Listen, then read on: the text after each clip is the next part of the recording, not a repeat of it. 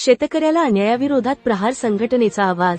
दिनांक नोव्हेंबर 11 रोजी central bank of India Kalmeshwar शाखेचे कर्मचारी धापेवाडा येथील शेतकरी नारायणजी दुरुगवार यांच्या घरी गेले होते।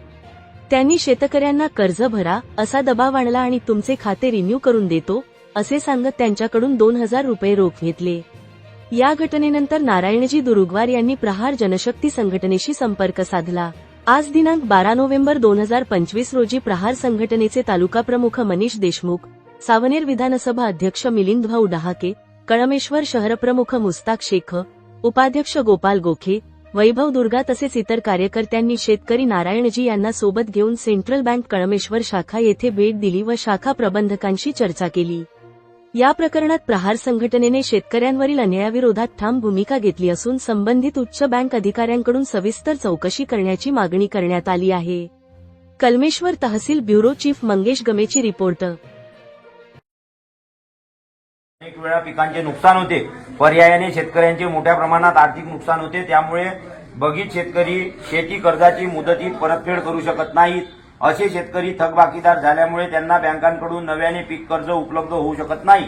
शेतकऱ्यांवरील कर्जाचा बोजा कमी करण्यासाठी यापूर्वी शासनाने छत्रपती शिवाजी महाराज शेतकरी सन्मान योजना 2017, महात्मा ज्योतिराव फुले शेतकरी कर्जमुक्ती योजना 2019 व महात्मा ज्योतिराव फुले शेतकरी कर्जमुक्ती योजनेअंतर्गत प्रोत्साहनपर लाभ योजना 2019 जाहीर करून शेतकऱ्यांना वेळोवेळी भरीव मदत केली। राज्यातील शेतकरी कर्जमाफीनंतरही वारंवार थकीत कर्जाच्या दुष्टचक्रामध्ये अडकत असल्याचे दिसून येत आहे। त्यामुळे शेती क्षेत्रात आणि शेतकऱ्यांच्या जीवनात आमूलाग्र बदल घडवून शेतकऱ्यांची थकीत कर्जाच्या विळख्यातून डेबिट ट्रॅप कायमस्वरूपी सोडवणूक करण्यासाठी अल्पकालीन व दीर्घकालीन उपाययोजना करण्याची आवश्यकता आहे। या दृष्टीने शासनास अभ्यासपूर्व शिफारशी सादर करण्यासाठी श्री प्रवीण परदेशी माननीय मुख्यमंत्री यांचे प्रमुख आर्थिक सल्लागार तथा मुख्य कार्यकारी अधिकारी मित्र यांच्या अध्यक्षतेखालील उच्चाधिकार समिती गठीत करण्यात आली।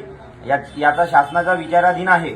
ठीक आहे, पुढे काय म्हणते ते आला पण आता ते रात्रभर झोपली नाही आहे। बरोबर, सकाळी पाहिजे त्यांनी 1 रुपयाचं कधी कर्ज घेतलं नाही, पण आता त्याच्यावर परिस्थिती आली, शेतकऱ्याची परिस्थिती तुम्हाला माहिती आणि तुम्ही दिली असेल तर काय त्यांना पैसे मागितले, त्यांच्याकडे कसे होते, कुठल्या गोष्टीचे होते, त्यांना हॉस्पिटलला दवाखान्यासाठी पैसे होते असं काही म्हटलं का? नाही, बोले सगळं आधी 2000 रुपये का निमित्त घेतले? स्टॅम्प पेपरसाठी अथॉरिटी काही मग शासनाचा काही आदेश आहे का तुम्हाला रिन्यू करा म्हणून? शासनाचा आदेश काय?